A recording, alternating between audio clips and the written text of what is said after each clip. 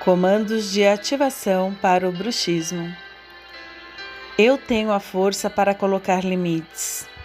Eu elimino a agressividade reprimida e a impotência, que toda vez ficou em silêncio desde a minha infância. Todos os conflitos emocionais que eu sofri e sofro em silêncio, eu elimino, corto, quebro, queimo agora. Agora eu sei escutar e deixar entrar dentro de mim somente aquilo que me nutre. Assim é, assim está feito. Eu me chamo Rosilene Dias e faz esse áudio parte da terapia consciencial e biomagnetismo.